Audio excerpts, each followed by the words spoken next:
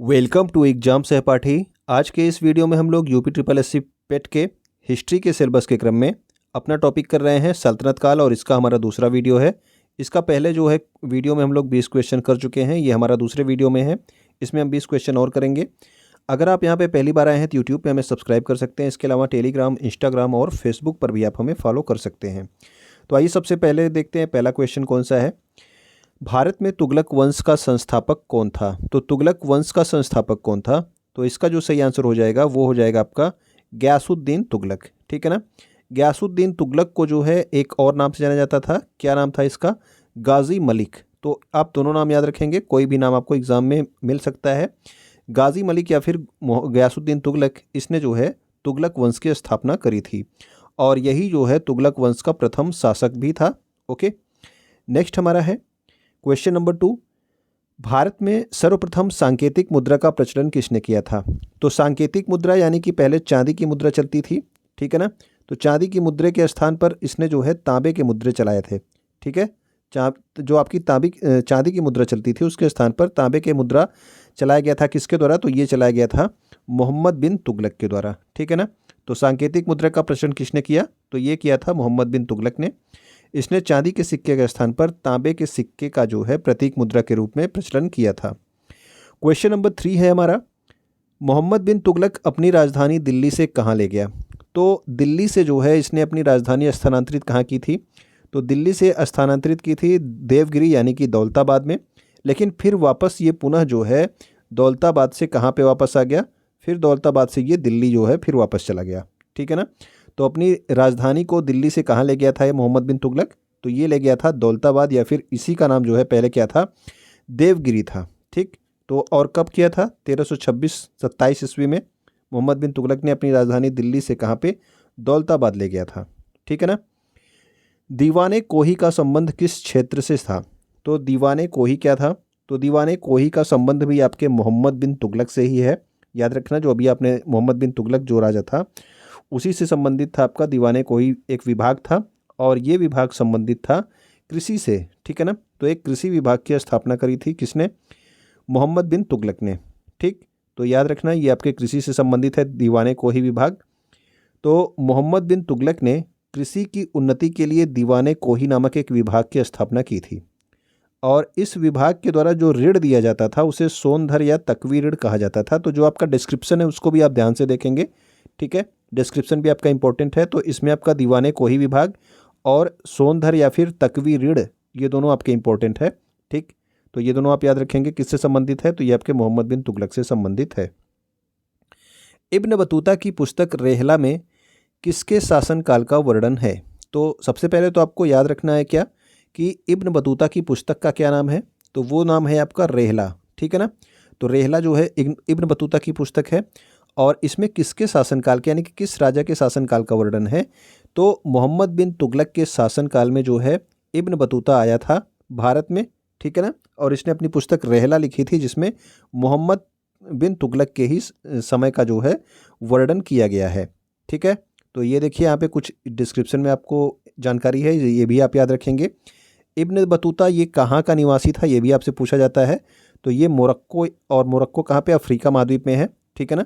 तो मोरक्को का निवासी था इब्न बतूता, और यह मोहम्मद बिन तुगलक के शासनकाल में भारत आया था। मोहम्मद बिन तुगलक ने इसको दिल्ली का काजी नियुक्त किया था। तो ये तीनों पॉइंट इंपॉर्टेंट है, जरूर याद रखना। ओके, दिल्ली का काजी किसको नियुक्त किया था? तो ये इब्न बतूता को जो है दिल्ली का काजी नियुक्त किया था किसने? मोहम्मद बिन तुगलक ने। तुगलकनामा का रचयिता कौन था? तो तुगलकनामा जो है ये किसने लिखी थी? अफीक, ज़ियाउद्दीन बर्नी, अमीर खुसरो या फिर फरिश्ता? तो ये लिखी गई थी अमीर खुसरो के द्वारा। ठीक है ना। तो अमीर खुसरो के द्वारा लिखी गई थी कौन सी पुस्तक? तो ये थी आपकी तुगलकनामा। ठीक है, तो ये भी आप याद रखना। और इसके अलावा जो है अमीर खुसरो से संबंधित एक तथ्य और याद रखेंगे आप कि अमीर खुसरो का जन्म कहाँ पे हुआ था? तो ये इनका जन्म उत्तर प्रदेश के कासगंज ज़िले में हुआ था। तो उत्तर प्रदेश से संबंधित एग्ज़ाम है, तो आप ये भी पॉइंट याद रखेंगे। ठीक है, अमीर खुसरो का जन्म कहाँ हुआ था? तो उत्तर प्रदेश के कासगंज ज़िले में हुआ था। और तुगलकनामा की रचयिता किसने करी? तो ये भी आपके अमीर खुसरो ने की थी। नेक्स्ट हमारा क्वेश्चन है, तारीख़ फिरोज शाही के लेखक कौन है? तो तारीख़ फिरोज शाही, तो फिरोज शाह तुगलक भी जो है एक सुल्तान हुआ था किसका, आपके तुगलक वंश का, ठीक है ना। तो इसके लिए जो है तारीख़ फ़िरोज़ शाही किसने लिखी थी, तो ये लिखी गई थी ज़ियाउद्दीन बरनी के द्वारा, ठीक है। तो ज़ियाउद्दीन बरनी ने लिखी थी तारीख़ फ़िरोज़ शाही, और तुगलकनामा किसने लिखी थी, तो वो आपके अमीर खुसरो ने लिखी थी। तो याद रखना यहाँ पे ये पॉइंट्स आप याद रखेंगे कि फ़िरोज़ शाह तुगलक ने क्या लिखा था। पहली बात तो ये भी यहाँ का डिस्क्रिप्शन इंपॉर्टेंट है, आप ज़रूर याद रखना। फ़िरोज़ शाह तुगलक ने जो पुस्तक लिखी थी उसका नाम था फुतूहात फ़िरोज़ शाही, और इसने ये खुद लिखी थी, इसकी आत्मकथा थी, ठीक है। तो फ़िरोज़ शाह तुगलक की आत्मकथा क्या थी, फुतूहात फ़िरोज़ शाही, और इसकी रचना खुद फ़िरोज़ शाह तुगलक ने करी थी। ज़ियाउद्दीन बरनी ने जो है क्या लिखी थी, तो इसने अभी कौन सी पुस्तक थी, तारीख़ फ़िरोज़ शाही, ठीक है ना। इसके अलावा एक पॉइंट और याद रखेंगे आप कि अपनी आत्मकथा लिखने वाला दिल्ली सल्तनत का जो प्रथम सुल्तान था वो कौन था, वो आपका फ़िरोज़ शाह तुगलक। दिल्ली सल्तनत की शुरुआत कब से होती है, तो गुलाम वंश से होती है, और सबसे लास्ट में आपका लोधी वंश होता है। तो आपको बताया था गुलाम वंश, खिलजी वंश, उसके बाद आपका GKSK क्या था, तुगलक वंश आ गया, ठीक है ना। उसके बाद आपका सैयद वंश आ गया, फिर आपका लोधी वंश आ गया। तो ये आप याद रखना, GKTSL, गुलाम वंश, खिलजी वंश, तुगलक वंश, सैयद वंश और लोधी वंश, ठीक है। तो ये सारे जो है आपके दिल्ली सल्तनत के से संबंधित जो है क्या है, वंश हैं, ठीक है ना। और दिल्ली सल्तनत में जो पहला सुल्तान जिसने अपनी आत्मकथा लिखी वो कौन था, वो था आपका फ़िरोज़ शाह तुगलक। नेक्स्ट क्वेश्चन है हमारा, जौनपुर शहर निम्नलिखित किसके द्वारा स्थापित किया गया था। जौनपुर शहर की स्थापना किसके द्वारा हुई थी, एक क्वेश्चन आपसे ये पूछा जाता है। और एक क्वेश्चन आपसे पूछा जाता है कि किसकी याद में जो है जौनपुर शहर की स्थापना की गई थी, ठीक है। तो याद में जो है मोहम्मद बिन तुगलक के की गई थी, और किसके द्वारा की गई थी, तो फ़िरोज़ शाह तुगलक के द्वारा की गई थी, ठीक है ना। तो इसने जो है स्थापना की थी, और किसकी याद में, अपने भाई जौना खां, या फिर मोहम्मद बिन तुगलक का ही नाम जौना खां था, इसकी याद में जो है जौनपुर शहर की स्थापना की गई थी फ़िरोज़ शाह तुगलक के द्वारा। तो ये आप डिस्क्रिप्शन जरूर देख लेंगे। जौनपुर नगर की स्थापना 1359 ईस्वी में हुई थी, और किसने की थी, फ़िरोज़ शाह तुगलक ने। और ये क्वेश्चन पूछा जाता है कि किसकी याद में की थी, तो अपने चचेरे भाई जौना खां, यानी कि मोहम्मद बिन तुगलक का नाम क्या था, जौना खां, और उसी के नाम पर इसने कौन सा शहर बना दिया, जौनपुर जो है, ठीक है ना। तो इसकी स्मृति में इसका निर्माण करवाया था। और जौनपुर में एक शाही किला भी है, इसका निर्माण भी फ़िरोज़ शाह तुगलक ने ही करवाया था। कब किया था, 1362 ईस्वी में। 1359 में जौनपुर की स्थापना की थी, और 1362 ईस्वी में इसने शाही किला का निर्माण करवाया था, ठीक है। अगला क्वेश्चन है हमारा, हक ए सर्ब का संबंध किस कर से है। तो हक ए सर्ब जो है ये किस कर से है, कौन सा कर है ये, हक ए सर्ब एक कर है, पहले तो आप ये याद रखना। तो ये है आपका एक प्रकार का सिंचाई कर, ठीक है ना। तो नहरों से सिंचाई के लिए कर लिया जाता था, उसके लिए कौन सा कर था, तो वो लगाया गया था हक ए सर्ब कर, ठीक है ना। तो ये क्या था, एक सिंचाई कर था, ठीक। ये भी आप याद रखना कि सिंचाई कर लेने वाला फ़िरोज़ शाह तुगलक दिल्ली सुल्तनत का जो है प्रथम सुल्तान था, ठीक है। तो ये भी याद रखेंगे कि फ़िरोज़ शाह तुगलक दिल्ली सल्तनत का प्रथम शासक था जिसने क्या लिया था, सिंचाई कर, और इसका नाम क्या था, हक ए सर्ब। ओके, क्वेश्चन नंबर 10 हमारा है, निम्नलिखित में से किस सुल्तान ने सर्वप्रथम ब्राह्मणों से जजिया कर वसूल किया था। तो ब्राह्मणों से जजिया कर लेने वाला भी शासक कौन था, तो वो भी आपका फ़िरोज़ शाह तुगलक ही था, ठीक है। तो फ़िरोज़ शाह तुगलक ने ही ब्राह्मणों से भी जजिया कर लिया था। जजिया कर ब्राह्मणों पे नहीं लगाया जाता था, ठीक है, गैर ब्राह्मणों से लिया जाता था, जो हिंदू थे लेकिन ब्राह्मण नहीं थे उनसे लिया जाता था। लेकिन फ़िरोज़ शाह तुगलक जो है प्रथम शासक था जिसने ब्राह्मणों पर भी जजिया कर लगाया था। ओके, क्वेश्चन नंबर 11 हमारा है, निम्नलिखित में से कौन सा विभाग फ़िरोज़ शाह तुगलक से संबंधित नहीं है। तो यहाँ पे कुछ विभाग दिए गए हैं, और आपको याद क्या रखने हैं, फ़िरोज़ शाह तुगलक से संबंधित जितने भी विभाग हैं और उनके क्या कार्य हैं, ठीक है ना। सल्तनत काल में फ़िरोज़ शाह तुगलक बहुत इंपॉर्टेंट है, तो इससे संबंधित सारी चीज़ें आप याद रखेंगे। दीवाने बंदगाह नामक एक दास विभाग की स्थापना की थी, ये आपका सही है, फ़िरोज़ शाह तुगलक से संबंधित है, ठीक है। तो दास विभाग का क्या नाम था, दीवाने बंदगाह। दीवाने खैरात भी जो है फ़िरोज़ शाह तुगलक ने स्टार्ट की थी। इसमें जो है ज़रूरतमंदों को आर्थिक सहायता प्रदान की जाती थी, ठीक है। और अगला हमारा है दीवान ए इमारत, तो ये भी आपका विभाग था। ये पुरानी इमारतों को संरक्षण प्रदान करने से संबंधित एक जो है विभाग बनाया गया था, दीवान ए इमारत नाम से। दारुल ए सफ़ा क्या था? तो दारुल ए सफ़ा एक निःशुल्क अस्पताल था, ठीक है ना। ये भी किसने बनवाया था? तो ये भी फिरोज शाह तुगलक से ही संबंधित है। इसके अलावा रोज़गार दफ्तर की भी स्थापना की थी फिरोज शाह तुगलक ने, रोज़गार प्रदान करने के लिए, ठीक है। तो रोज़गार प्रदान करने के लिए रोज़गार दफ्तर भी फिरोज शाह तुगलक ने स्टार्ट की थी। जबकि अभी आपने देखा कि दीवान ए कोही जो है, इसका संबंध किससे था? तो ये आपका कृषि विभाग था और ये संबंधित था मोहम्मद बिन तुगलक से, ठीक है। तो ये आपका मोहम्मद बिन तुगलक से संबंधित था। तो ये आपका किससे नहीं संबंधित है? तो ये आपके फिरोज शाह तुगलक से संबंधित नहीं है। ओके, तो ये सारे जो है विभाग आप याद रखना, क्योंकि अभी आपने देखा दीवाने कोही एक कृषि विभाग था और दीवाने कोही नामक विभाग की स्थापना मोहम्मद बिन तुगलक ने की थी। और इस विभाग के द्वारा जो है एक ऋण दिया जाता था, कृषि के लिए ऋण दिया जाता था। तो वो उस ऋण का क्या नाम था अभी आपको बताया गया। आपको याद हो तो आप कमेंट करके बता सकते हैं। क्वेश्चन नंबर 12 हमारा है, तैमूर लंग ने भारत पर आक्रमण कब किया था? तो तैमूर लंग ने भारत पर आक्रमण कब किया? 1224, 1398, 1498 या फिर 1526 ईस्वी में। तो तैमूर लंग ने भारत पर आक्रमण किया था 1398 ईस्वी में। और इसके आक्रमण के समय शासक कौन था ये आपको याद रखना है। तो तुगलक वंश का शासक था जिसका नाम क्या था? नसीरुद्दीन महमूद, ठीक है। तो भारत पर तैमूर लंग का आक्रमण 1398 ईस्वी में, और इस समय शासक कौन था? तो तुगलक वंश का शासक था नसीरुद्दीन महमूद। इसके समय में तैमूर लंग ने भारत पर आक्रमण किया था। आपसे हमेशा ये क्या पूछा जाता है? इसका सन पूछा जाता है कि तैमूर लंग ने भारत पर कब आक्रमण किया था।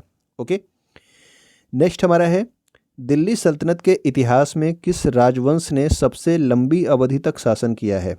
तो सबसे लंबे समय तक शासन करने वाला राजवंश कौन सा है?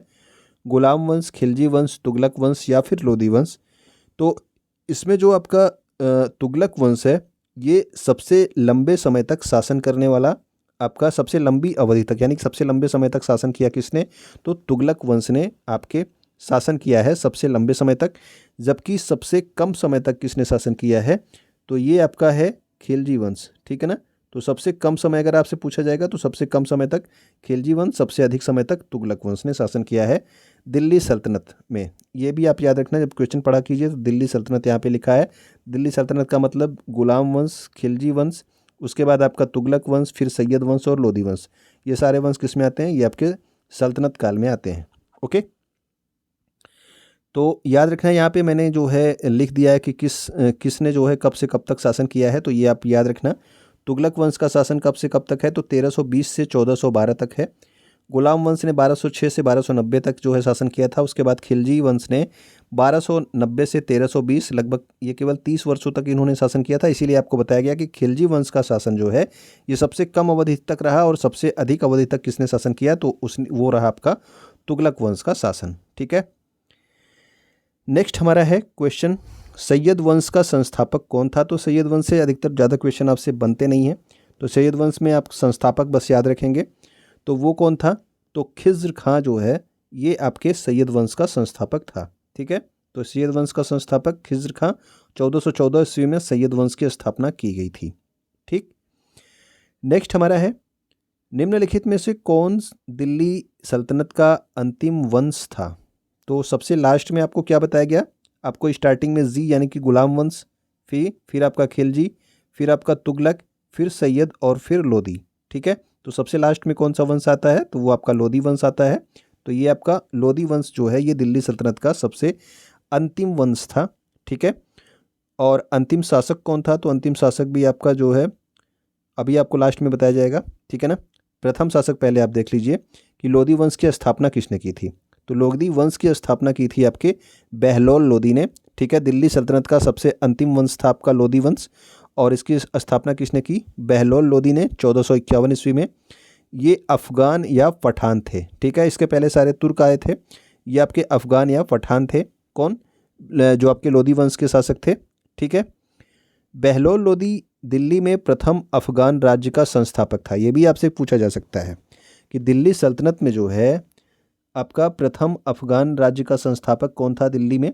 तो ये आपका बहलोल लोदी ही था, क्योंकि इसके पहले जो आपके सारे शासक थे वो क्या थे? तुर्क थे, ठीक है ना। ये पहला जो है आपका अफ़गान शासक था जिसने जो है किसमें? दिल्ली सल्तनत में अपना राज्य स्थापित किया था, बहलोल लोदी ने। सुल्तान बनने से पहले ये कहाँ का सूबेदार था? तो ये सरहिंद का सूबेदार था। लाहौर और सरहिंद का सूबेदार था कौन? बहलोल लोदी, ठीक है। तो लोधी वंश की स्थापना बहलोल लोधी ने की थी 1451 ईस्वी में। अफगान या पठान था, ठीक है। और दिल्ली में प्रथम अफगान राज्य का संस्थापक कौन था? बहलोल लोधी। नेक्स्ट क्वेश्चन है हमारा, आगरा शहर का निर्माण किसने कराया था? बहुत बार पूछा जाता है। कुतुबुद्दीन ऐबक, इब्राहिम लोधी, सिकंदर लोधी या फिर अकबर? तो इसका जो सही आंसर हो गया वो हो गया आपका सिकंदर लोधी, ठीक है ना। और सन भी आप याद रखेंगे, 1504 ईस्वी में जो है सिकंदर लोधी ने इसकी स्थापना करी थी, ठीक। सन भी आपसे पूछा जाता है। तो 1504 ईस्वी में सिकंदर लोधी ने आगरा शहर की स्थापना करी थी और अपनी राजधानी को दिल्ली से आगरा लेके गया था, ठीक है। अगर मैं आपसे पूछूं कि जो है राजधानी दिल्ली किसने बनाई थी, तो वो था आपका इल्तुतमिश, ठीक है। इल्तुतमिश था। फिर अब यहाँ पे जो है दिल्ली से आगरा स्थानांतरित कौन कर रहा है? तो ये कर रहा है आपका सिकंदर लोधी। आइए देखते हैं अगला क्वेश्चन क्या है। जौनपुर के सरकी शासक को पराजित करके अपने अधीन किसने किया था? तो जौनपुर में जो है बाद में सरकी शासकों का जो है क्या हो गया था? शासन हो गया था, ठीक है ना। और इसको जो है हरा करके जो है इसको पराजित करके अपने अधीन किसने किया था? तो वो भी आपका था बहलोल लोधी, ठीक है। तो जौनपुर के सरकी शासक को किसने पराजित किया था? बहलोल लोधी ने। और इसने किसे हराया था? तो हुसैन शाह सरकी को पराजित किया था 1479 ईस्वी में। ओके। क्वेश्चन नंबर 18 भी आपका इंपॉर्टेंट है, इसको जरूर याद रखेंगे आप। गुलरुखी के नाम से कविताएं कौन सा सुल्तान लिखता था? ठीक है। तो गुलरुखी के नाम से कविताएं कौन लिखता था? तो ये था आपका सिकंदर लोधी। और ये जो है गुलरुखी के नाम से कविताएं लिखा करता था। और किस भाषा में कविताएं लिखता था ये भी इंपॉर्टेंट है। तो ये फारसी भाषा में जो है कविताएं लिखा करता था गुलरुखी नाम से। कौन? सिकंदर लोधी, ठीक है ना। और अभी आपको बताया गया कि आगरा शहर की स्थापना किसने की? सिकंदर लोधी ने 1504 ईस्वी में। इसके अलावा जो है एक पॉइंट और याद रखना आप लोग कि मुहर्रम और ताजिया निकालने पर प्रतिबंध किसने लगाया था? तो वो भी कौन था? वो भी आपका सिकंदर लोधी ही था। सिकंदर लोधी ने जो है मुहर्रम और ताजिया निकालने पर प्रतिबंध लगा दिया था, ठीक है। क्वेश्चन नंबर 19 हमारा, गज सिकंदरी नामक भूमि मापन प्रणाली किसने शुरू की? तो गज ए सिकंदरी नामक भूमि मापन प्रणाली स्टार्ट की गई थी आपके सिकंदर लोधी के द्वारा, ठीक है। तो यहाँ पे सिकंदर महान है तो ये सिकंदर महान आप मत कर दीजिएगा। सिकंदर लोधी ने स्टार्ट की थी आपका गज ए सिकंदरी, ठीक। गज ए सिकंदरी आपका कितना होता था? तो 30 इंच का जो है ये होता था जो आपका गज एक गज, ठीक है ना। और गज ए सिकंदरी किसने स्टार्ट किया? तो ये आपके स्टार्ट किया था सिकंदर लोधी ने। क्वेश्चन नंबर 20 की दिल्ली सल्तनत का अंतिम शासक कौन था? तो इसी क्वेश्चन के साथ मैं एक और क्वेश्चन आपसे पूछूंगा कि दिल्ली सल्तनत का जो है प्रथम शासक कौन था? ठीक, प्रथम शासक और प्रथम वास्तविक शासक, ये दो क्वेश्चन आप बताएंगे कि प्रथम शासक और प्रथम वास्तविक शासक, ये दोनों क्वेश्चन का आंसर आप बताएंगे कौन था, ठीक है। तो इस क्वेश्चन का आंसर है आपका इब्राहिम लोधी, यानी कि दिल्ली सल्तनत का जो अंतिम शासक था वो इब्राहिम लोधी था। और लोधी वंश की बाद ही आपका कौन सा वंश स्थापित हुआ था? तो वो स्थापित हुआ था मुगल वंश, क्योंकि आपके जो आपका इब्राहिम लोधी था इसको 1526 ईस्वी में पानीपत का प्रथम युद्ध हुआ था जिसमें बाबर ने जो है इसे पराजित किया था। और लोधी वंश के अंतिम शासक इब्राहिम लोधी को पराजित करके किसकी स्थापना की? तो मुगल वंश की स्थापना की। और यहीं पे आपका कौन सा सल्तनत काल आपका समाप्त हो जाता है और अब यहाँ से मुगल काल स्टार्ट होगा, ठीक है। तो 1526 ईस्वी में पानीपत का प्रथम युद्ध हुआ। बाबर ने लोधी वंश के अंतिम शासक इब्राहिम लोधी को हराया और मुगल वंश की स्थापना की। तो अंतिम शासक इब्राहिम लोधी हो गया। प्रथम शासक और प्रथम वास्तविक शासक आप लोग कमेंट करके बताएंगे। तो ये हमारे महत्वपूर्ण जो है क्वेश्चंस थे सल्तनत काल से संबंधित। लगभग 40 क्वेश्चन आपके दो वीडियो में कंप्लीट हो गए। तो उम्मीद करता हूँ कि आपको अगर अच्छे लगे होंगे तो आप वीडियो को अपने शेयर करेंगे। वीडियो को आप यहाँ तक देख रहे होंगे तो लाइक भी कर चुके होंगे। वीडियो को देखने के लिए आपका बहुत बहुत धन्यवाद।